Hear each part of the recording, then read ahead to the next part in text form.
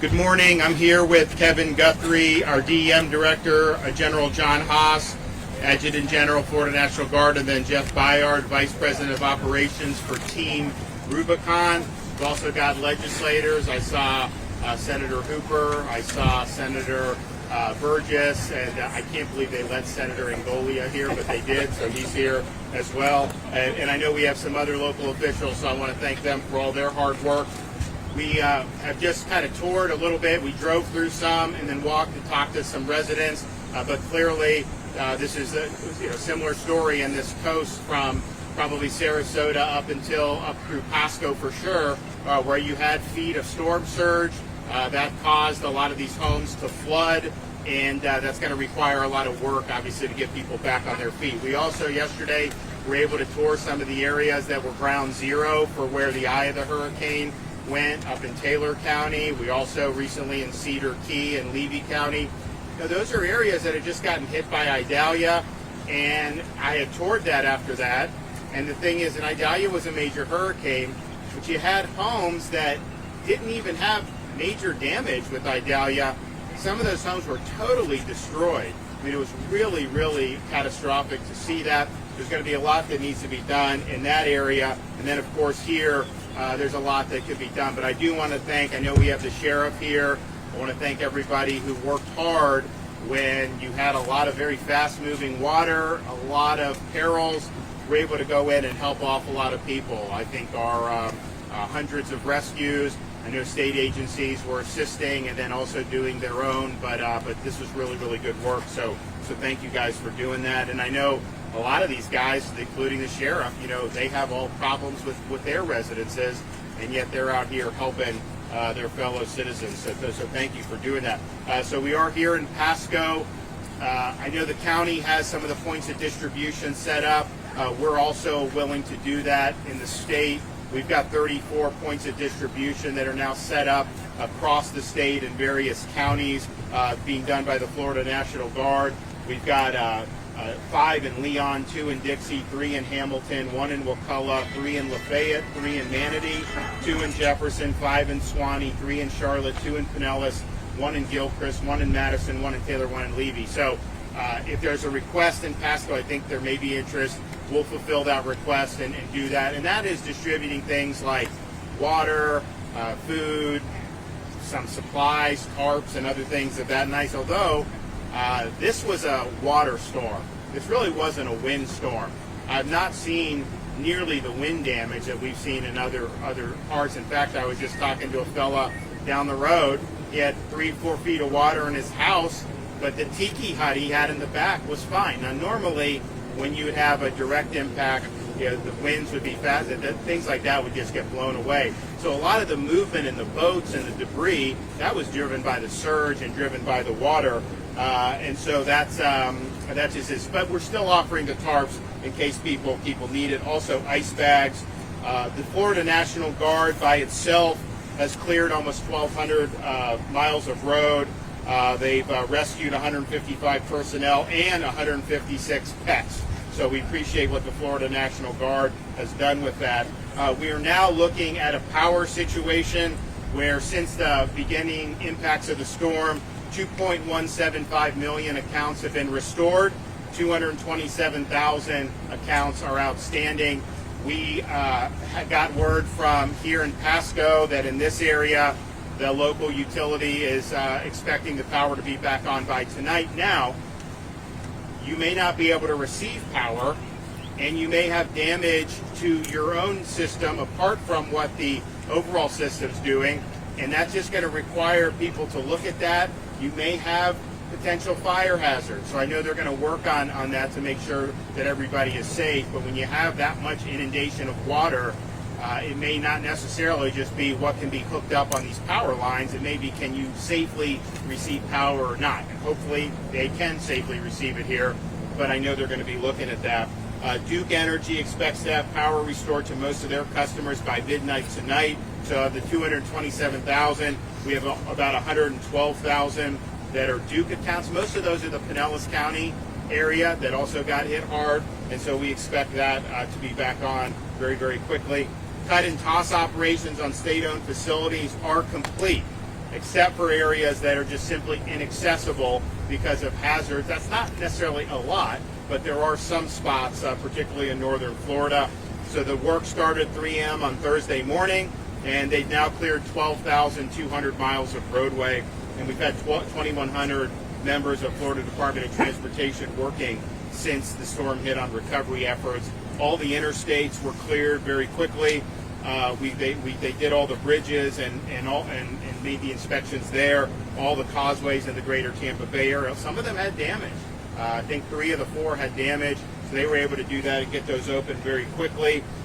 We are now about 9,000 traffic signals statewide that were reviewed, and there are 80 signals in areas directly impacted by Helene that are not operational. So almost every traffic signal is back. And remember, traffic signals out, you treat it like a 4-way stop. And so you go, you do, and I know it can be frustrating, but there are very few signals that are out. But those that are out, please be safe in terms of what you're doing with that. All our airports are open and ready to go. Now, in Pasco, we've been able to fulfill a lot of requests so far. We facilitated water rescue assistance with Florida Fish and Wildlife. We facilitated high water vehicle requests due to 9/11 backups, 911 backups. Delivered 2 truckloads of 20 pallets of drinking water, as well as 11,520 individuals worth of food MREs. We also delivered a generator for employee shelter and repaired traffic lights at the US 19 intersection. We're also mobilizing additional missions to Pasco County. Comfort station with bathrooms, showers, laundry facilities, and a charging station. And then we've also we're going to help set up a temporary fire station as the Pasco County Fire Rescue Station 19 was inundated with storm surge. The interesting thing about the storm surge, we talked about these Tiger dams, these flood protection devices, and those were distributed based on who requested them in different parts of the state. And I think the result was every place that did that, either protecting a critical asset or something like a fire station, either had no flooding or dramatically reduced impacts from the storm surge. We did one Tiger dammed a fire station in Tampa, and it was fine. But we Tiger dammed some other places in there. So those are things that's an asset that the state has for emergency response, and hopefully we don't have any more events this hurricane season, but to the extent we do, or certainly in the future, these are things that we want to be helpful with and we want people to be able to utilize.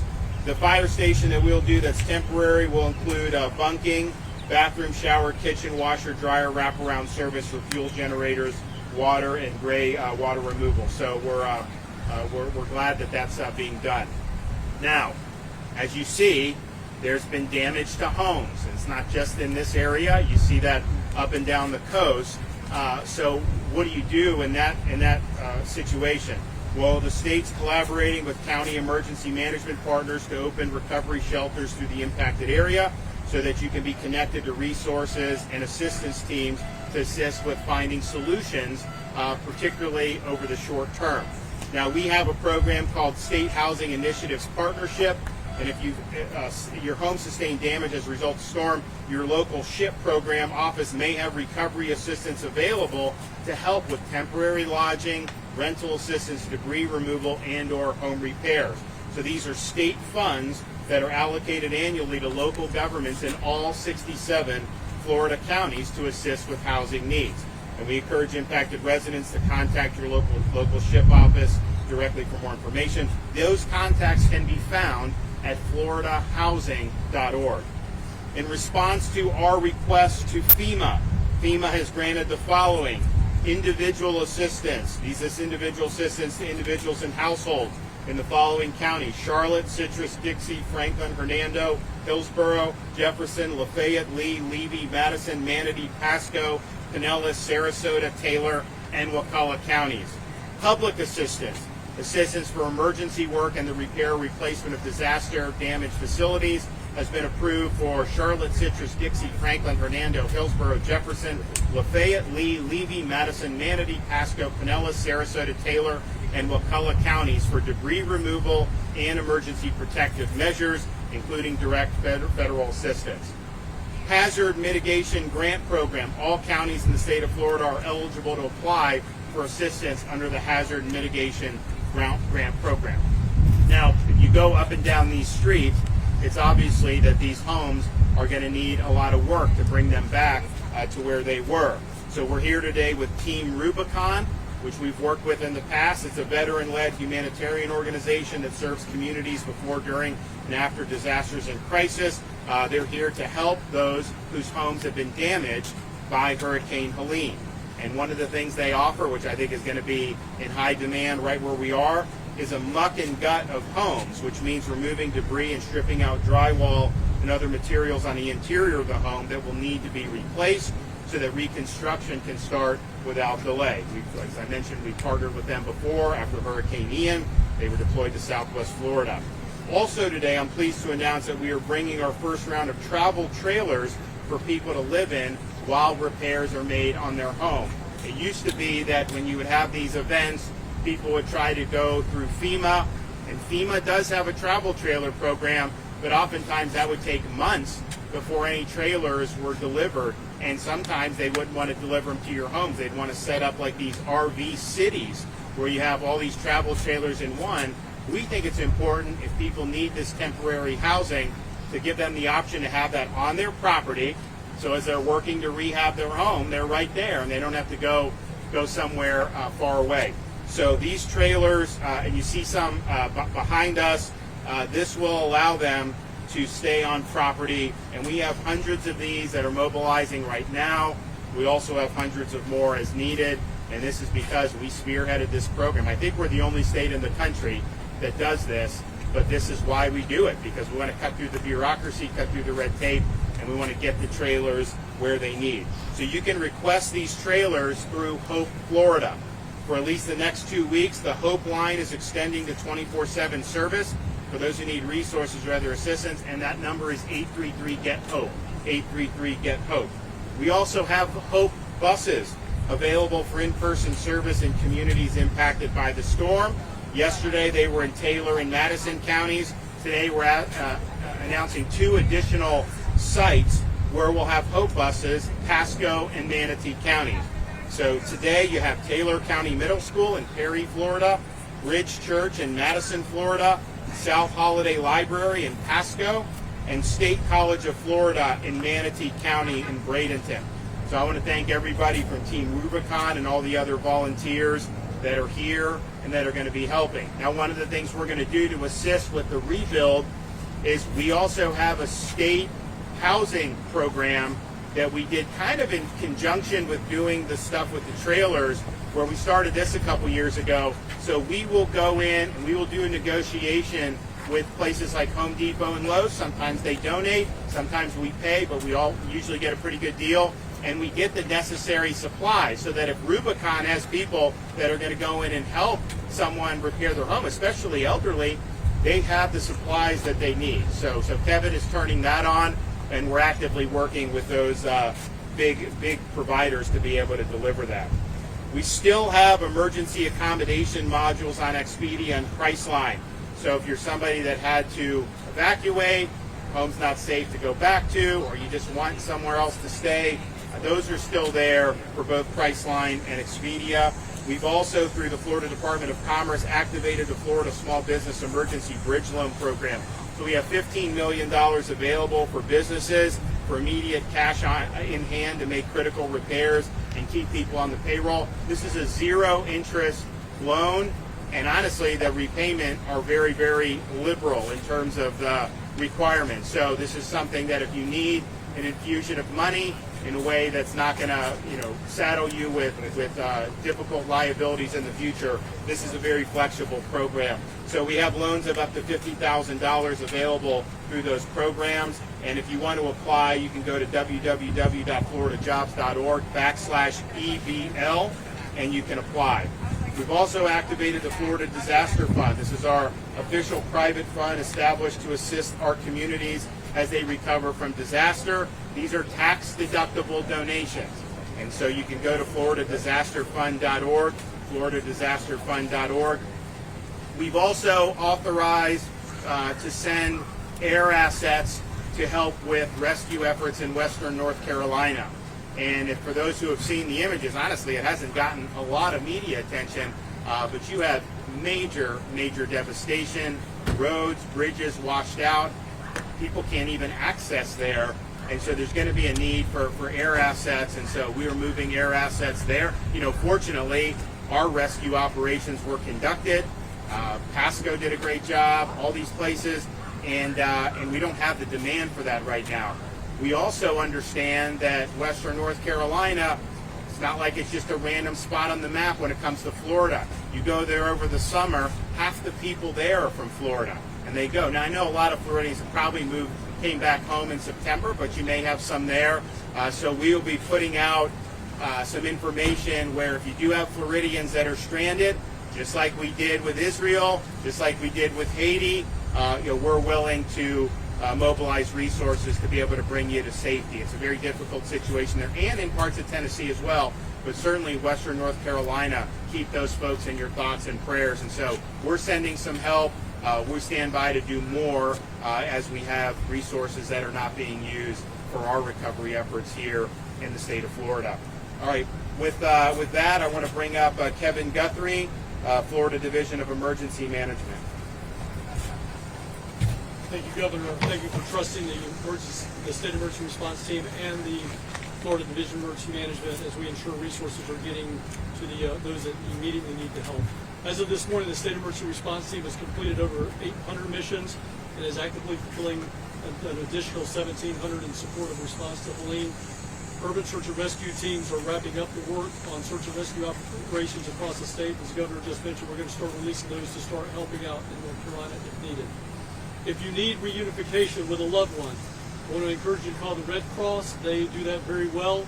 Make sure you call 1-800-RED-CROSS. That's 1-800-733-2767.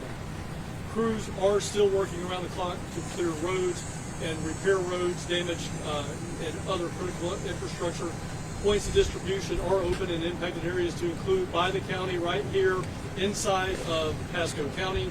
You can go to floridadisaster.org/updates for that. The state is collaborating with our county emergency management partners to transition sheltering out of schools so that we can get the schools open back up this next week for the impacted area to connect, and we're going to connect survivors with resources that will assist them in finding solutions. Now that we have received the federal declaration that the Governor has mentioned, individual assistance, including right here in the greater Tampa Bay media market, are eligible. You heard the Governor announce those earlier today. Since that is turned on, FEMA will be making the following available. Displacement assistance. Funds are available to cover 2 weeks worth of interim housing expenses, such as staying in a hotel, an Airbnb, or with friends and family. You need to keep all of your receipts. Rental assistance. After displacement assistance is exhausted, individuals with continuing disaster housing needs can notify FEMA that they are in need of rental assistance. This is paid out on a month-to-month basis for up to 18 months. Home repair and replacement assistance. FEMA provides financial assistance for homeowners to cover the cost of home repairs up to $42,500 if they qualify. One example is if it's a second home, you will not qualify. That's just one example of an automatic delineator there. Small Business Administration, the SBA provides low interest loans up to $500,000 to cover most home repair costs. As soon as these resources are available, we will share them everywhere and with everyone. You can apply for individual assistance right now by going to disasterassistance.gov. Again, that's disasterassistance.gov. You can do that on the FEMA app, or you can call 1-800-621-3362. If you need volunteer resources, visit our Helene resource page for a complete list, including hotlines for groups conducting lookouts, tarping, and debris removal. There are many other teams, including Team Rubicon, that are available for this statewide. Crisis cleanup is activated and can take your calls now. Don't let scammers come around and try to take advantage of you.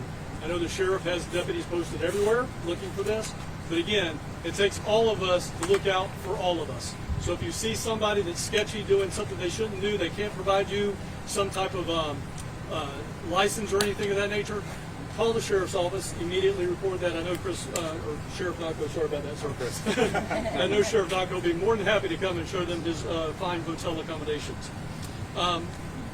You can always verify contractors' licenses by visiting myfloridalicense.com and report any unlicensed activity to 866-532-1440. If you receive damage to your home, take pictures before you clean up. Make sure you're getting pictures of high water marks. In this area, they all look to be about 4 to 5 feet high. Go ahead and make sure you take pictures of that. I want to drill into something the governor said on the ability to receive power. All right, I know Pasco County Emergency Management is here on site. He's right over here off camera. Andy Fossa is the unit director. The Pasco County Fire Rescue will most likely need to do an electrical inspection to make sure that it can be turned back on. The last thing we want to do is energize to your house and then your house catch on fire. So that will need to happen, all right? And you can get in touch with Pasco County Emergency Management, Pasco County Fire to see what the plan is for doing that here inside of Pasco County. We're having that same issue all the way up and down the coast. If you're outside doing things in your yard, make sure you're safe. Don't do stuff that you don't know how to do. We have volunteers like Jeff's team that will be more than happy to help you cut trees, take debris away, clean up the yard, clean up the house, bucket gut it. Make sure you call us for that. You can do that through our state assistance line, or you can go to Crisis Cleanup. We'll help you out with that. Be sure as you start pulling out debris, it will certainly help Pasco County as they clean up. They have to separate this into furniture, white goods, vegetative debris, household hazardous chemicals. Separate that all at the curb, and it's going to go much, much faster. All right. If you need assistance with the Crisis Cleanup, that number is 844-965-1386. Please don't travel into the area. We got we got a lot of work to do. We are ready to assist anybody that may need it. So please make sure you follow us on at FLSERT on X and Instagram, and at FDM on Facebook for real-time updates. One thing I want to make sure that everybody understands, because I know they love to fact check me and the governor.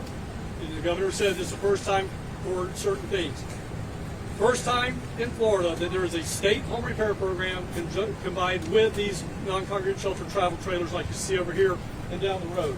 That is a Florida first, that is a nation first. But he's one-upped that by saying we're going to invest state dollars and work with Home Depot to go and get the materials to do that.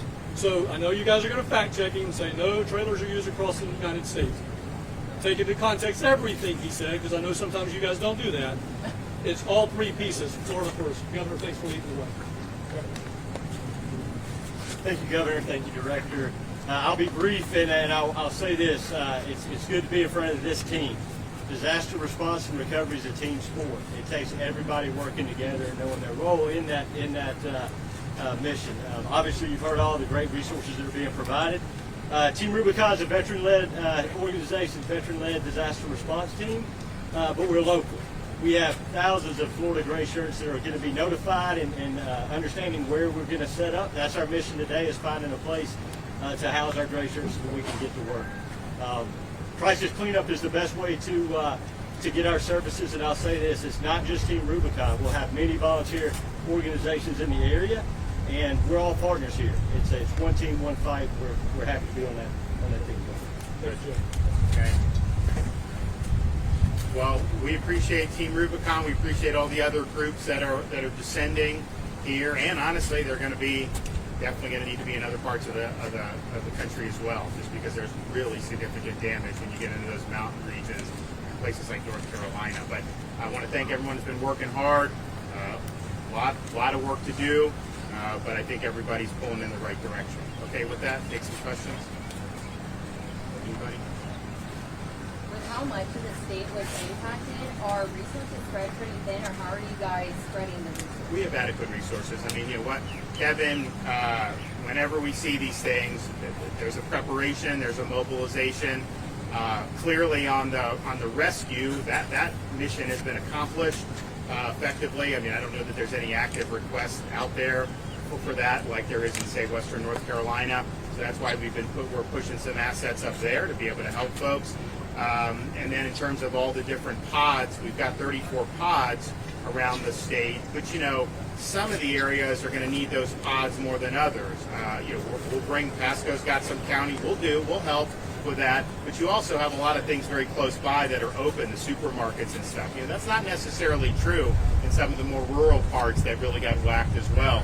So we'll see the pod situation, what the demand is going forward. But we've surged pods. I think we got the pods open within 48 hours of the storm. Or We actually had 3 open up in Levy County within 24. Within 24. It used to be you wait 5 days. People are supposed to be on their own for 5 days, and then there'd be a pod, and we've kind of moved that up. So yes, you have all that. I think a lot of what it's going to be, and most of the infrastructure we have, there was some minor damage here or there. That's been that. I was in Bradenton Beach yesterday. We've got that stretch of road from basically Anna Maria Island down to Longboat Key. And we're going to fix that, and we're accelerating that to be able to do. But I have not seen the same level of bridge damage and stuff that you see in Western North Carolina. So that makes it much better because we've got a couple things to remedy. But then it's mostly going to be the homes and the businesses and fixing that. And that's a variety of ways you do that. So in terms of the infrastructure, we want to get fixed what's outstanding. We got a lot of our stuff came through okay, surprisingly, I think, in some respects. And then there's going to be others, but that's definitely going to continue to be a priority. So as soon as the storm upended parts of the road down in Bradenton, we did an emergency contract. We got FDOT, we got private contractors there working. There's a number of different places along a multiple mile stretch that need help, and they're going to do it. So in that sense, I think that's all that's manageable. But the homes here, homes in the Pinellas Barrier Islands, in the Bradenton, Sarasota Barrier Islands, clearly had a lot of storm surge. And then as you go into the Big Bend, you have surge that just completely wiped out some of these homes. Really destruction that you saw. Some that were way up and concrete beams, some of them made it. But any of the stuff that was a little lower lying or had wood, it was really difficult. Do you want to address concerns of the community? A lot of them are worried about the possibility of another hurricane coming towards the end of the year. Well, we have those concerns too. Now, it's too early to know whether there is going to be something that impacts us, but there is a potential for development right now in a similar area to where Helene developed. And so we'll just keep monitoring that, but people should just know that's out there. It's nothing to necessarily get scared about because there's nothing that we can do to prevent it. It's either going to happen or it's not. It might form and go west. There's a lot of models. Are the models, a lot of them still saying west? Yeah. What's that? Oh, yeah. So, some of the models have it going towards Louisiana, Texas. Some have it going more east. We just don't know. We'll see. But know it's out there. Understand that this is something that could potentially have some level of impacts. And the thing is here, if there's even moderate impacts when you're already going through this, that's going to exacerbate. So Kevin and I have told the local folks here, they're going to work on the debris removal. I think it's really important that we move forward on that. So they're doing that. They've got contracts, but to the extent we can be helpful with any of our assets, we want to be helpful to get this debris. Because even if you had a fraction of the surge you had for Helene come with another storm this season, this debris out there, that debris is going to go everywhere. It's going to create hazards, and it's going to make it more difficult for us to recover here. So people should just know that there is a possibility. It's too soon to know for sure, but it is not without the realm of possibility. So preparation is key. A lot of people did take the preparation seriously. If you look at the number of confirmed fatalities in Florida, we unfortunately did have some, but I think that a lot of people got out of Dodge, particularly in the area where the storm made landfall. I think almost everyone got out. They have no confirmed fatality where it made landfall in Taylor County, even though so many of the things were obliterated. So I think the folks, the messaging was strong. I know folks like Sheriff Naco were in there working with residents, and then when the storm was here and people needed help, they went in and they helped them. That was a very, very rapid response and they deserve a lot of credit. You know, there's still active rescue and recovery efforts in places like Western North Carolina now, because you can't get emergency vehicles in. So it's a really dicey situation. That's one of the reasons we sent some air assets. We're not actively in need of any of that right now, thankfully. So we're sending. We also will probably send some Starlink internet if they need it, because we've got a lot of these devices. We've deployed some, but fortunately, I think the telecommunications and the internet situation fared better than it did in previous storms like Ian. So have we deployed any Starlink yet, or how many? Yes, sir. We've been deploying Starlinks all 67 counties out there, just in case they lost communication with the net. So, yeah, so, you know, I think that clearly all 67 counties are not using Starlink, just given the course of the storm. So there's a lot of different things. But we're going to do whatever we need to do to help folks here. If we have additional resources that are not being used, that can be used to help folks, particularly given the fact that there's probably some Floridians there, we want to be helpful, and we are going to be putting out something where if there are Floridians that are caught in any part of Helene's path, even if they're outside our state boundaries, if we can be helpful and bringing them to safety, just like we did in Israel, just like we did in Haiti, we want to do that. Okay, we're going to be heading up to Dixie County, and we will be back shortly, though. Thank you.